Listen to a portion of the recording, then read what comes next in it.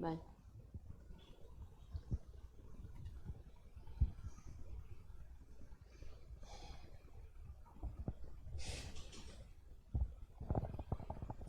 Amén.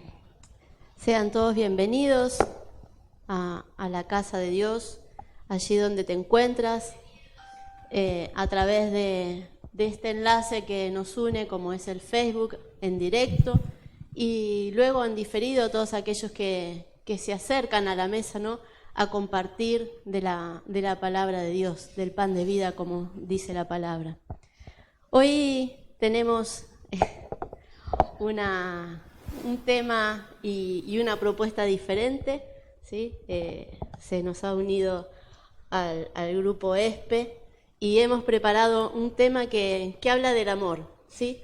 Entonces vamos a, como dice el título que le hemos puesto, alineados en el amor de Dios, y cómo tenemos que vernos, ¿no?, reflejados en la palabra y vernos reflejados en lo que Jesús trajo también en su momento al mundo.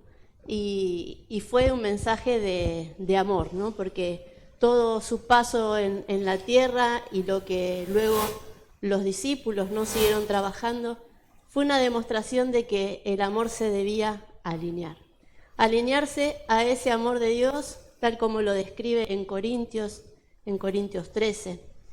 Y yo quiero salir primeramente de Efesios 3, versículos 17 al 20.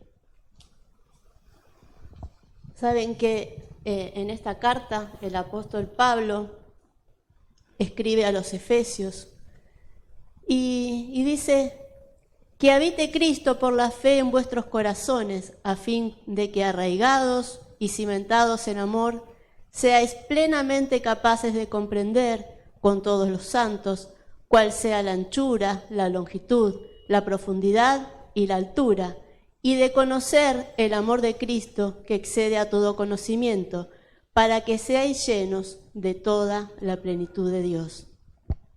Amén. Amén. Dice que hay que ser capaces, ¿sí?, de entender algo que cuesta tanto, ¿no?, entender cómo ama a Dios y cómo es el amor de Dios, ese amor ágape que luego trataremos.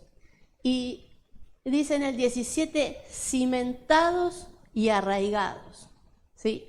Hay que sujetarse, hay una base sólida, hay un fundamento, la roca que fue Cristo, y es a donde hay que arraigarse, al amor de Dios. El amor de Dios es el que perdura por sobre todas las cosas. El que pase lo que pase, siempre está ahí. Es muy diferente a cómo ama el hombre, a cómo mira el amor el hombre, el ser humano, ¿sí?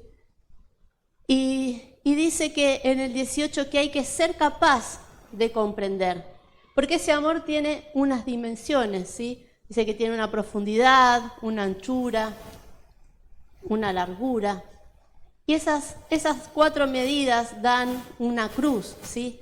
Y en su momento también se trataba este tema hace unos meses, o el año pasado, no me acuerdo cuándo fue. Esas dimensiones da una cruz, y el amor de Dios se entiende en la entrega total, sin casi, ¿cómo se dice?, que no hubo queja, no hubo ninguna cosa puesta por delante para decir ninguna negativa de parte de su Hijo, y se entregó hasta la cruz. Entonces hay algo que tenemos que hacer, que tenemos que aprender, y es amar, pero amar y alinearse en cómo Dios y su Hijo, esta Trinidad perfecta, se alinean en amor. Así que vamos a darle paso. Pues buenas noches. Como bien decía Débora, el título de la prédica, alineados en el amor de Dios. Y nosotros habíamos visto que, según la Biblia o según el funcionamiento de los humanos, nos movemos con 3 amores. Entonces, por eso poníamos el título de alineados en el amor, ¿verdad? Entonces trabajamos, o sea, tenemos 3 amores, que es el filial, el eros y el ágape, que Dios creó para el ser humano estos distintos tipos de amor, ¿verdad? Pero siempre llevados con... queríamos enfocarlo siempre llevados mejor por el amor ágape, que cubra los otros 2 amores, ¿verdad? Porque todo lo hizo bueno el Señor. El amor filial para los amigos, la familia, el amor eros, de alguna manera el que nos enamora de otra persona, en el que tenemos relaciones, pero siempre mirándolo de que sea cubierto con el amor ágape, porque si no a veces es un desenfreno, la vida es un desenfreno. Entonces veíamos que la palabra filial, veíamos que en este amor no hay un deseo erótico, se cultiva con afecto y respeto, aparece lealtad y compromiso, son los que tenemos con la familia, los que tenemos con los amigos, ¿verdad? Los que tenemos incluso con la familia de la fe.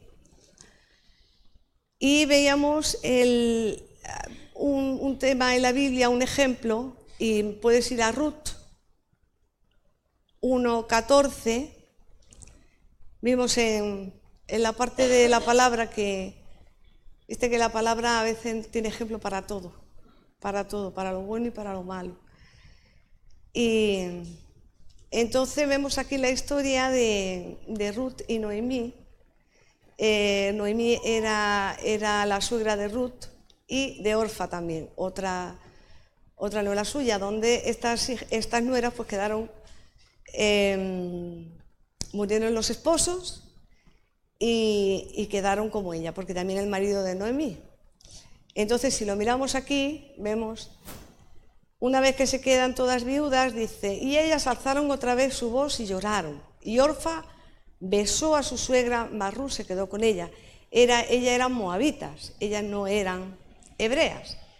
En el 15 dice, y Noemí dijo, he aquí, tu cuñada se ha vuelto a su pueblo y a sus dioses, vuélvete tú tras ella, porque ella le decía, no tengo otro hijo para darte, no tengo nada, y yo me voy a volver a mi pueblo.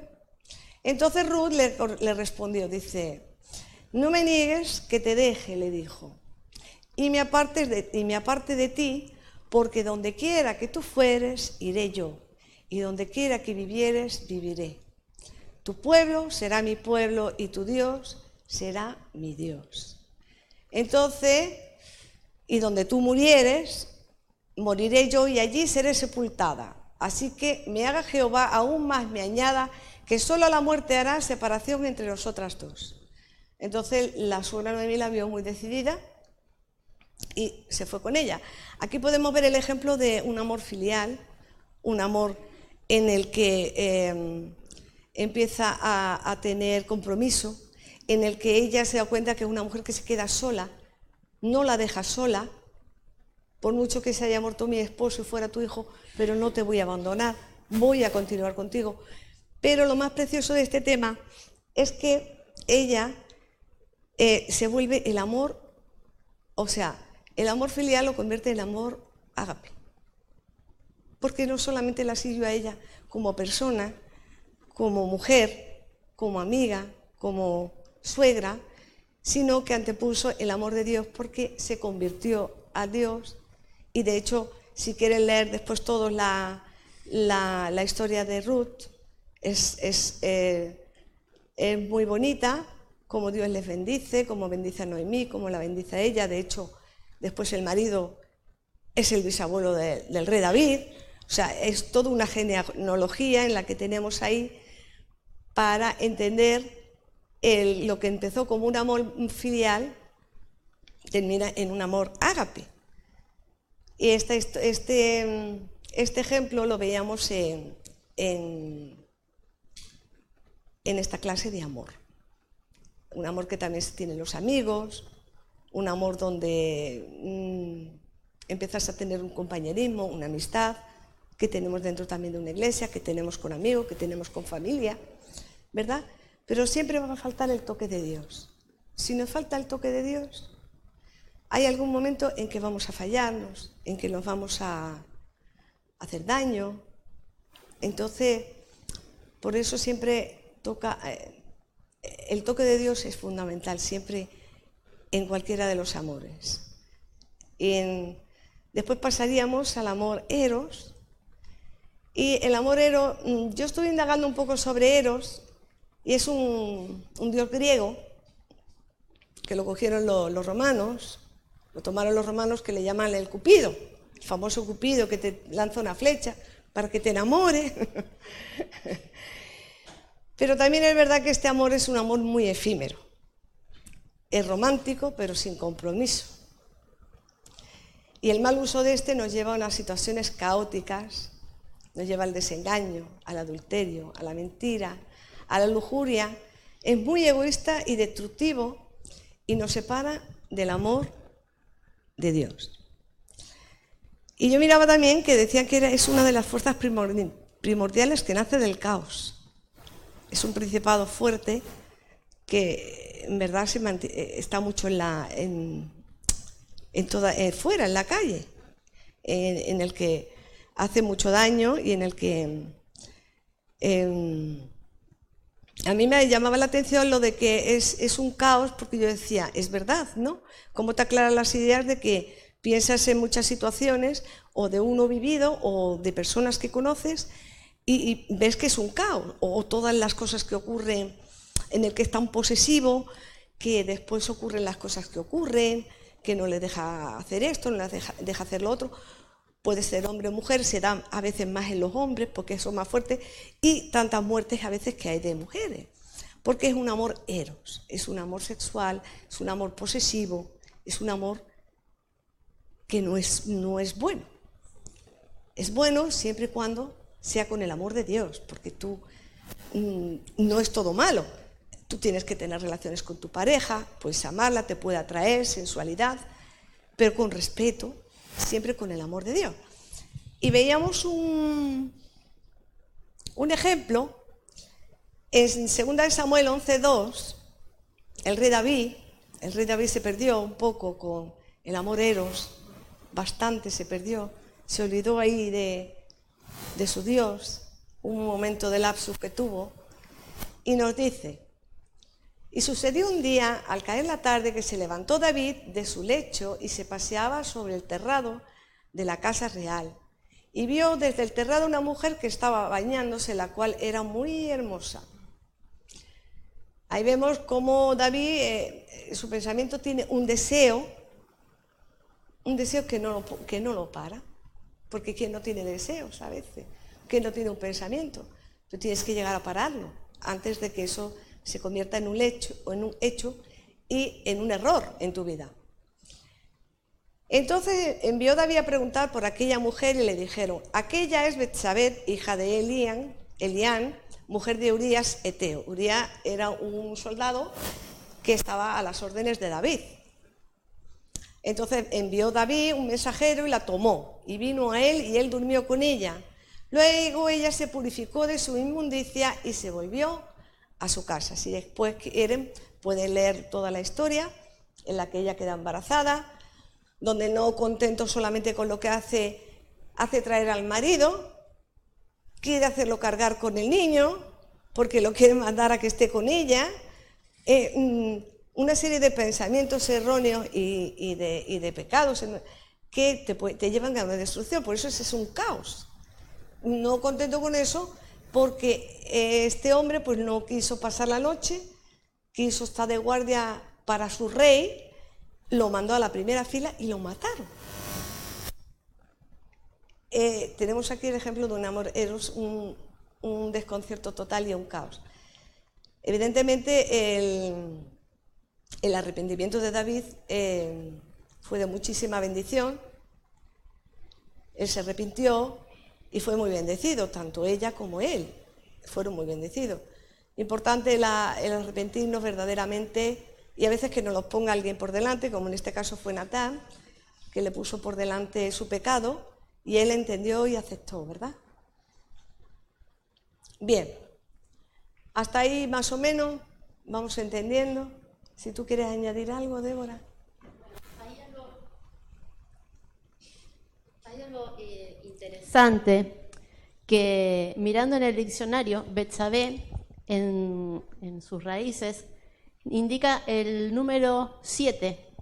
Si bien como dice ya Esperanza, al principio, mira José, ponenos 2 de Samuel 11:27. Si bien esto, como explicaba Esperanza, ¿no? Que las cosas fueron creadas por Dios y en su medida y en su manejo justo, las cosas van en un camino recto, se van bien dirigidas. Pero cuando entra, ¿no? el caos del hombre, el yo, el egoísmo, el egocentrismo y todo eso que traemos, pues las cosas que han sido creadas por Dios para el disfrute del hombre se convierten en un caos. Sea lo eros, sea lo filial, sea otro que se llama, hay otro tipo de amor que es el de la familia, que no lo hemos tocado. Y entonces cuando las cosas son posesivas o se transforman en muy mío, ¿no? Eso estoy hablando en italiano, eso se lleva a que sea caótico, ¿no? Entonces dice que esto que había hecho David, si bien David fue una persona que supo humillarse delante de la presencia de Dios, esto que ha pasado delante de los ojos de Dios no ha sido visto con agrado. Y luego, como decía, si lo quieren ubicar, en 2 Samuel 12, del 9 al 14, ahí habla que Jehová le dice que su hijo morirá, ¿no? Le dice toda la maldición que trae eso que hizo. Más adelante ellos reciben la bendición. Y digo, pero tiene que haber algo escondido, ¿no? Porque la palabra es un misterio. Entonces se me dio por tocar Betsabé y tiene el número 7. Entonces, esa unión, ¿no? Esa vista lujuriosa o posesiva de David, que se sale de ese diseño de Dios, de ser un rey justo en ese momento, y como hablábamos con Espe cuando preparábamos, ¿qué rey no ha en su momento abusado de la autoridad, ¿no? Entonces, si bien ella, como decía Espe, dice, bueno, pero ella no sabemos si le ha dicho que no o que sí, le digo, pero puede ser que por más que haya dicho que sí o que no, los reyes tenían autoridad y quién se iba a poner en contra del rey, ¿no? Entonces, fíjense cómo a veces el abuso de poder, la misma Biblia lo muestra, y hay abuso de poder en todos los sitios, cómo nos aprovechamos de las cosas. Entonces, esto no era del agrado de Dios, pero sí había algo detrás de esto, y había una bendición, porque luego a Salomón se le es confirmado el que crea, el que edifica o reedifica el templo no tan deseado que viene desde el desierto ahí llevando una carpa hasta que él logra, ¿no? Tener una casa para Dios. Pero lo importante es ver las cosas que Dios creó con el deseo de que disfrutemos, cómo anteponer nuestro deseo, nuestro orgullo, nuestra vanidad y todo lo que el hombre trae y traemos, ¿no? Debilita lo que Dios hizo bueno. Porque dice la Biblia, ¿no? En Génesis dice, cada vez que Dios hacía algo, dice, y vio que era bueno. Y vio que era bueno hasta el habernos creado, ¿no? Pero hemos cometido desde el principio, ¿no? Tantas cosas. Pero entonces siempre hay que ir para atrás, para atrás. ¿Cuál era el versículo ese que habíamos visto del amor o de la obediencia? ¿Te acordás? Era... Había un... Sí, me parece que era... a ver si lo recuerdo. Ah, sí. ¿Lo tienes ahí? Sí. En 2 Corintios 16, ¿sí? Habla de una obediencia perfecta. Y es a lo que tenemos que llegar. Ahí en la carta de Pablo dice, hasta que vuestra obediencia sea perfecta. Castigar toda desobediencia cuando vuestra obediencia sea perfecta.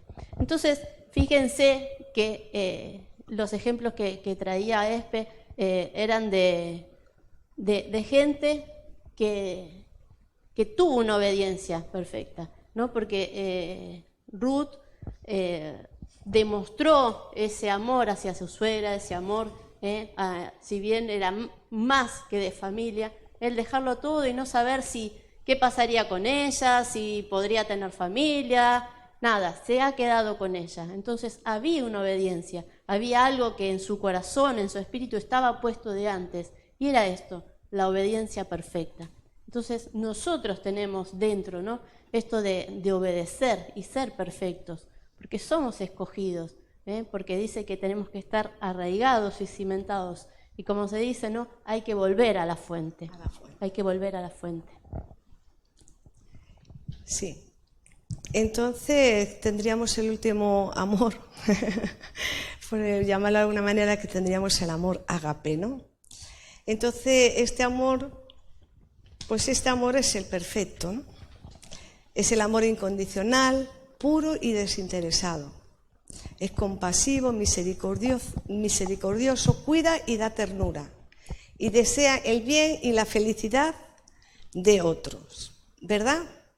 Entonces, este es el amor que tuvo Jesucristo con nosotros, el amor que derramó el Padre sobre Jesucristo y sobre nosotros, donde no esperas nada a cambio, donde no lo haces por algo, sino simplemente porque amas, porque perdonas, porque aunque te haga mal no pagas con mal, ¿verdad? Porque te interesa de que la otra persona que está sufriendo esté bien, quieres que esté bien a medida de lo que puedas, si la persona se deja, pero tus deseos son que la persona esté bien.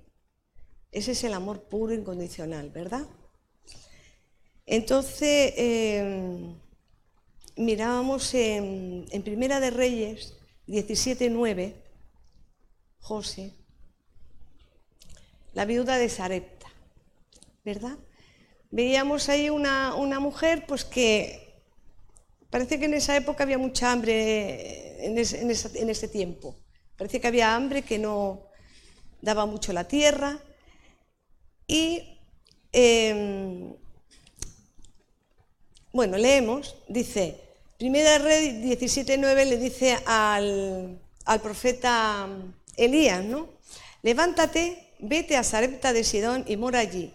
He aquí yo he dado orden allí a una mujer viuda que te sustente. Cuando hablamos de orden, o sea que yo ya le he dado una orden, claro, decimos una orden. Le doy una orden en el espíritu. Podemos entender, bueno.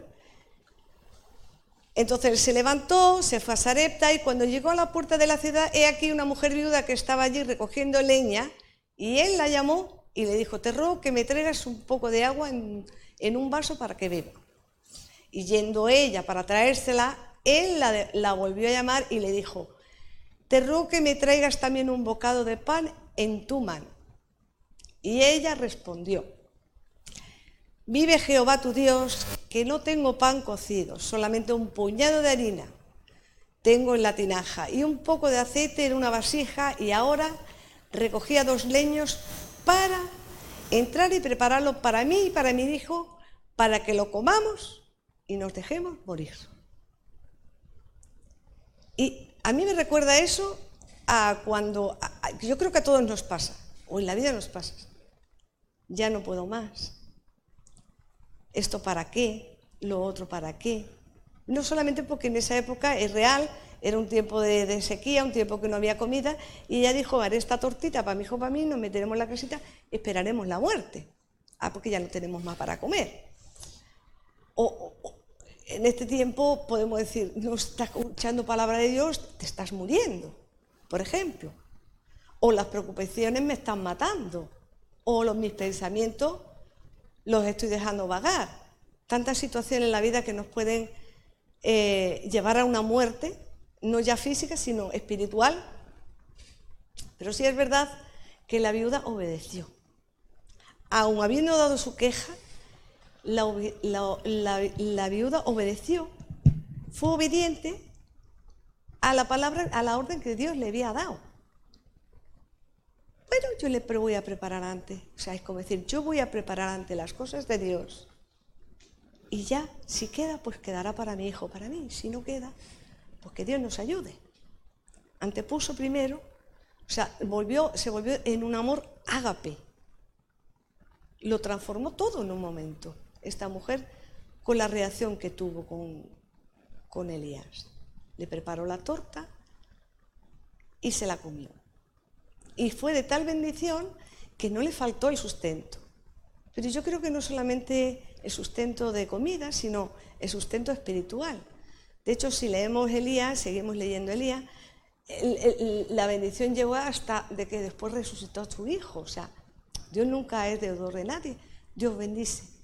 Entonces, aquí vemos un ejemplo de una mujer que ya pensaba que iba a morir y sin embargo Dios trajo muchas riquezas a su vida por una obediencia dada en ese momento delante del profeta, ¿verdad? Porque ya llevaba una orden. Así que eso es lo que yo veía cuando en el versículo que leyó la diaconisa Débora, de que seamos obedientes. El desobediente que llevamos dentro, aunque en el versículo Pablo explica para los demás que sean desobedientes para que se sometan a la obediencia perfecta, pero nosotros también tenemos la capacidad del desobediente que tenemos dentro de hacerlos obedientes. Tenemos que luchar sobre esa desobediencia que tenemos dentro de cada uno de nosotros. En muchas áreas de nuestras vidas, cada uno tiene su área. Porque yo puse ejemplos de la Biblia, podía haber puesto ejemplos míos, o podía haber ejemplos, pero parece que ellos ya no están, no se van a ofender. Si los pongo míos no voy a poder de nadie, ¿verdad? Pero que Dios nos libre, ¿verdad? De aquí en adelante. Entonces podríamos este ejemplo del amor ágape, ¿verdad? Y uníamos que el amor filial y el amor eros, le falta el amor ágape para que sea perfecto. Porque un matrimonio perfecto en el amor ágape es lindo, es lindo. Por eso yo, a lo largo de este último tiempo, he entendido y he comprendido, dice, poner ante el reino de Dios y las cosas serán añadidas.